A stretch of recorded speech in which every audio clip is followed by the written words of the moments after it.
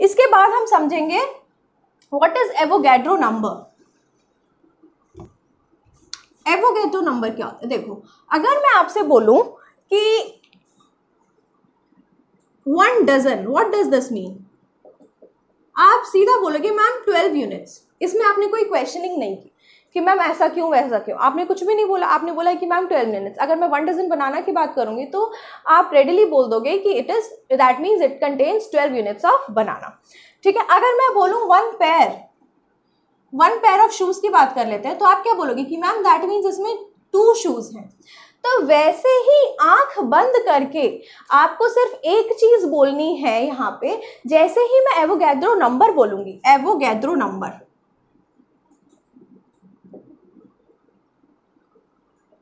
तो आपको आंख बंद करके सिर्फ एक चीज समझनी है कि ये इक्वल्स टू होता है 6.022 इंटू 10⁻23 यूनिट्स। ये बात आपको आंख बंद करके समझ जानी है। ठीक है, इसमें ना कोई क्वेश्चनिंग होनी चाहिए ना कुछ भी होना चाहिए, बस आपको ये बात रट लेनी है। अब जब हम केमिस्ट्री की बात करते हैं तो केमिस्ट्री में चाहे हम एटम्स की बात करें, चाहे हम किसी मॉलिक्यूल की बात करें या किसी हम आयन की बात करें, हम हर जगह 1 मोल, जब हम बोलेंगे कि एवोगैड्रो नंबर दैट मीन्स इसके अंदर इतनी ही यूनिट होती है। ठीक है, अब क्या होता है 1 मोल, हम एक यूनिट यूज करते हैं 1 मोल। जैसे हम यहाँ पे डजन यूज कर रहे हैं, पेयर यूज कर रहे हैं, तो इस तरीके से केमिस्ट्री में हम ग्राम और मिलीग्राम्स और इन सब में बात नहीं करेंगे, हम 1 मोल की बात करेंगे कि 1 mole of anything, 1 mole of anything ले लो, इन सब में से कोई भी एलिमेंट ले लो, इन सब में से कोई भी आप मॉलिक्यूल ले लो, चाहे आप एटम की बात करो, चाहे आप मॉलिक्यूल की बात करो, चाहे आप आयन की बात करो, कि 1 mole of anything, 1 mole of any atom, 1 mole of any atom, any molecule, 1 mole of any ion। अब इसको मिटा देते हैं यहां से। 1 mole of anything, any atom, any molecule, any ion, जैसे कि मैं यहाँ पे एटम कोई सा भी उठा लेती हूँ, मान लो कार्बन उठा लिया, 1 मोल ऑफ एनी मॉलिक्यूल कुछ भी उठा लिया, मान लो CO2, और आयन कोई सा भी उठा लिया, मैंने Na+ आयन उठा लिया। ठीक है, मैंने इन सब को उठा लिया और मैंने बोला कि बताओ 1 मोल ऑफ कार्बन एटम में कितने यूनिट्स होंगे, कितने एटम्स होंगे कार्बन के। तो आपको आंख बंद करके क्या बोलना है कि इतने होंगे। कितने होंगे? 6.022 इंटू 10⁻23 यूनिट्स। इतने ही उसके अंदर क्या होंगे? पार्टिकल्स होंगे कार्बन के। एक मोल में कितने पार्टिकल्स? यूनिट्स कह लो या कह लो particles. 1 mole of carbon atom में कितने होंगे पार्टिकल्स कार्बन के? इतने यूनिट होंगे। 1 मोल ऑफ CO2 मॉलिक्यूल में कितने पार्टिकल्स होंगे CO2 मॉलिक्यूल के? 6.022 इंटू 10⁻23 यूनिट्स। ये बहुत अंडरस्टूड सी बात है, इसमें आपको कोई क्वेश्चनिंग नहीं है, कुछ नहीं है, कि आपको ये कहना है कि 1 mole of anything, when it is about chemistry, 1 mole of anything contains this much particles. अब समझ में आ गया आपको कि 1 मोल, मैंने एक स्पून लिया, बोला कि इसमें 1 मोल ऑफ एल्यूमिनियम है, तो दैट मीन्स आप कुछ भी बोलोगे, आप बोलोगे लेकिन क्या कि इसके अंदर पार्टिकल्स कितने होंगे, कुछ भी सोचना नहीं है और बोलना है कि मैम उस स्पून में अगर 1 मोल है एल्यूमिनियम, दैट मीन्स उसके अंदर इतने ही पार्टिकल्स प्रेजेंट होंगे। ठीक है, तो अब 1 मोल का मतलब क्या हो गया कि इतने पार्टिकल्स हैं। लेकिन अगर मैं इस मोल में, अब मैंने जो स्पून आपको दिखाई और उसमें बोला कि उसमें सारे 1 मोल ऑफ एल्यूमिनियम है, अब मुझे उस 1 मोल एल्यूमिनियम का क्या करना है? मास फाइंड आउट करना है। तो मुझे क्या पता होना चाहिए कि इसमें कितने पार्टिकल्स हैं और एल्यूमिनियम का मास पता होना चाहिए। ठीक है, मेरे पास मान लो एक चॉक बॉक्स है, उसमें चॉक्स हैं। अगर मैं आपको बोल रही हूँ कि बेटा बताओ कि इस चॉक बॉक्स का मास कितना है, तो आप कैसे फाइंड आउट करोगे? आपको एक तो नंबर ऑफ चॉक्स पता होनी चाहिए। क्या क्या पता होना चाहिए आपको? Number of chalks in the box, और आपको at least mass of 1 chalk stick पता होना चाहिए। एक चॉक के स्टिक का मास पता होना चाहिए, प्लस आपको इसमें कितनी चॉक्स हैं ये पता होना चाहिए। अगर आप इन दोनों को इनटू कर दोगे तो आपको पता चल जाएगा कि इसमें पूरा मास कितना है। ठीक है, वैसे ही अगर मैंने एक स्पून में अगर मैंने एक स्पून में 1 मोल ऑफ एल्यूमिनियम लिया, ठीक है, तो आपको ये पता होना चाहिए कि इसमें कितने पार्टिकल्स हैं, एल्यूमिनियम के इसमें कितने पार्टिकल्स हैं, प्लस मास ऑफ एल्यूमिनियम पता होना चाहिए।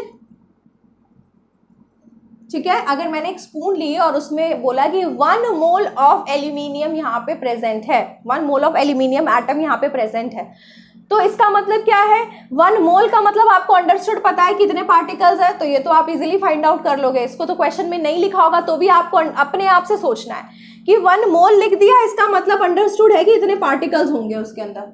तो ये तो हर जगह बार बार मेंशन नहीं किया जाएगा, ये आपको खुद से सोचना है क्वेश्चन में कि अगर 1 मोल लिख दिया है दैट मीन्स इतने नंबर ऑफ पार्टिकल्स, कितने 6.022 into 10⁻23 पार्टिकल्स।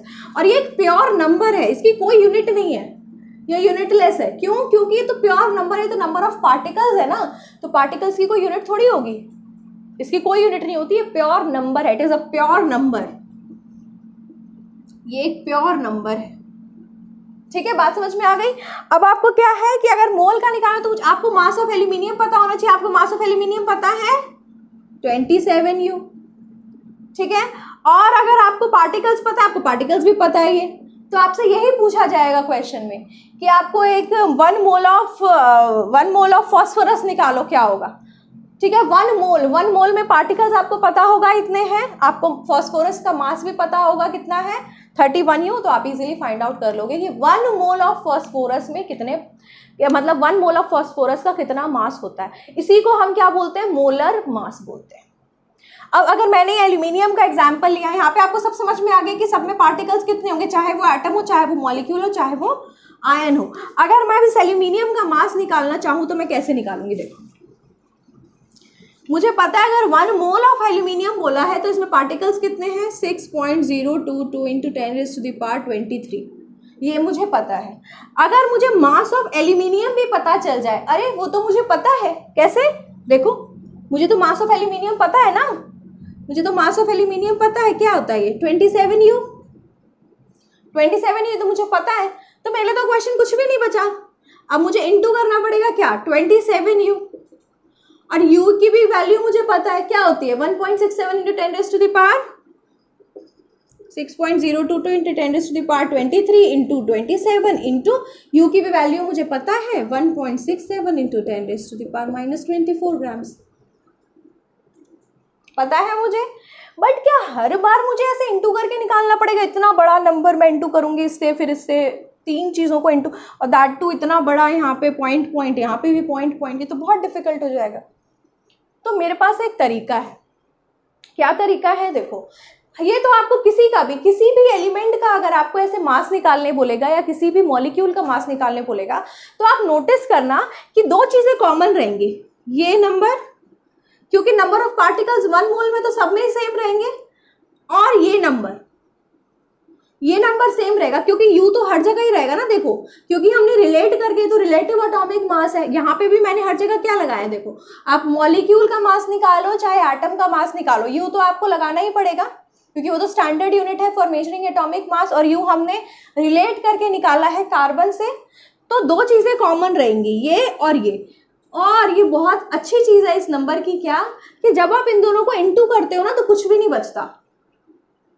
जब इस नंबर को और इस नंबर को करीब करीब, ये कितना अटपटा सा नंबर है, वो भी कितना अटपटा सा नंबर था, तो जब हम इन दोनों नंबर्स को इंटू करते हैं ना तो कुछ भी नहीं बचता। तो एक तरीके से हम इसको क्या लिख सकते हैं 27 ग्राम। जब इसको और इसको आप सॉल्व करते हो, ये दोनों तो किसी भी चीज़ का आप अगर मास निकालोगे, चाहे किसी भी एटम का चाहे किसी भी मॉलिक्यूल का, तो नंबर ऑफ पार्टिकल्स और ये यू का नंबर, ये नंबर वेरी करेगा, बट ये जो यू है एटॉमिक मास यूनिट, ये तो हर वक्त सेम रहेगा। ठीक है, तो इन दोनों को जब आप इंटू करोगे तो कुछ भी नहीं बचेगा, और क्या बचेगा सिर्फ, मतलब ग्राम यहाँ पे लिखो, तो क्या लिख सकते हैं हम इसको सीधा ही 27 ग्राम लिख सकते हैं। इसका मतलब क्या हुआ कि बार बार हमें ऐसे इंटू करने की ज़रूरत नहीं पड़ेगी। तो जब हम किसी एलिमेंट का या किसी मॉलिक्यूल का मोलर मास निकालेंगे तो वो एटॉमिक मास में अगर मैं आगे ग्राम लगा दूं तो वो समझ में आ जाएगा कि वो क्या हो जाएगा, उसका है उसी एटम का या उसी मॉलिक्यूल का मोलर मास हो जाएगा। ठीक है, अब कुछ क्वेश्चन सॉल्व करके आपको दिखा दें कि मैं एक्चुअली में आपको समझाना क्या चाहती हूँ। हम एक एटम और एक मॉलिक्यूल को लेके चलेंगे। यहाँ पे मान लेते हैं मोलर मास हम निकाल रहे हैं। मोलर मास क्या हो गया? It is the mass of 1 mole of any atom, any compound और एनी आयन। किसी भी, चाहे मॉलिक्यूल का निकालो, चाहे एटम का निकालो, चाहे हम किसी भी आयन का निकालेंगे तो हम उसको क्या बोलेंगे? Molar mass. तो मोलर मास ऑफ ऑक्सीजन निकाल लेते हैं। ठीक है, ऑक्सीजन का हमने ऊपर, ऑक्सीजन का हमें पता है। और मोलर मास ऑफ CO2 निकाल लेते हैं। ठीक है, अगर मैं mass of 1 mole of oxygen निकालूं तो कैसे निकलेगा? देखो,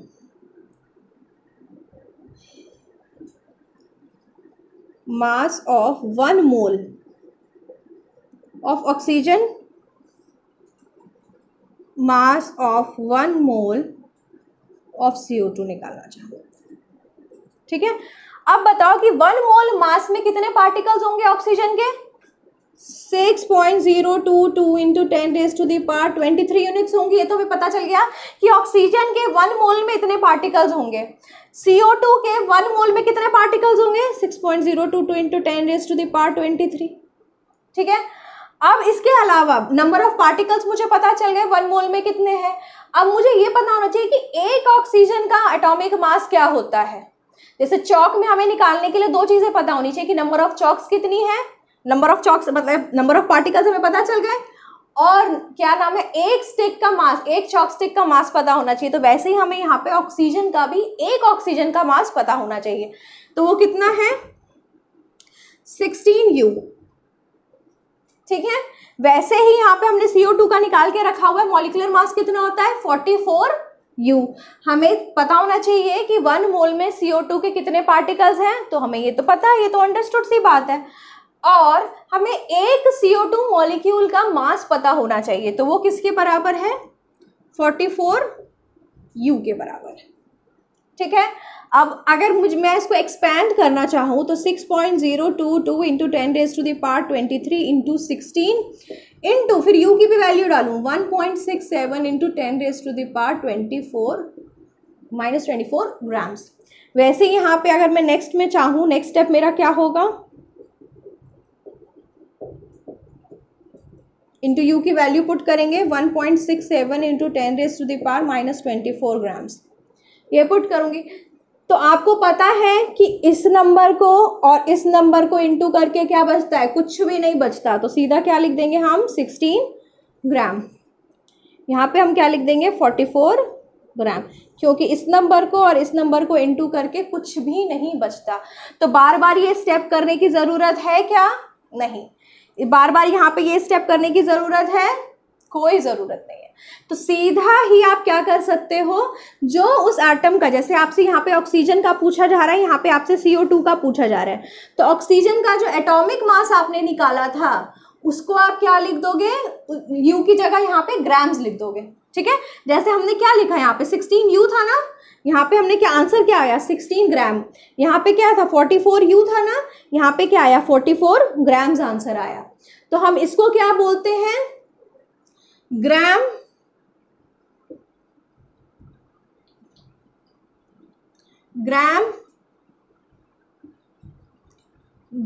एटॉमिक मास।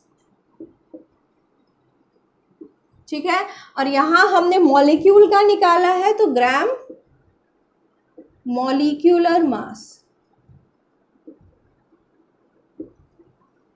मतलब अगर मैं आपसे इसमें से किसी भी एटम का 1 मोल का मास पूछूं, 1 मोल ऑफ एल्यूमिनियम बताओ कितना होगा, तो क्या लिख दोगे आप? सीधा ही 27 ग्राम।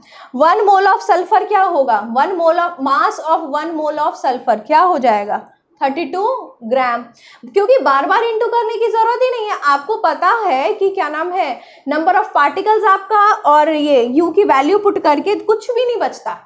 तो अंडरस्टूड सी बात है कि आपको बार बार वो स्टेप करने की ज़रूरत नहीं है। आप इजीली लिख सकते हो कि अगर मेरे से 1 मोल ऑफ हीलियम एटम का कोई मास पूछे, mass of 1 mole of helium, तो बताओ क्या होगा? 4 ग्राम लिख दोगे। तो क्या लिख सकते हैं हम इसको, इसलिए बोलते हैं जब हम किसी एटम का फाइंड आउट करते हैं, जैसे ऑक्सीजन को एक एटम है तो हम उसको क्या बोलेंगे, ग्राम एटॉमिक मास। ऐसे ही जब हम किसी मॉलिक्यूल का फाइंड आउट करते हैं तो हम बोलते हैं उसको ग्राम मॉलिक्यूलर मास।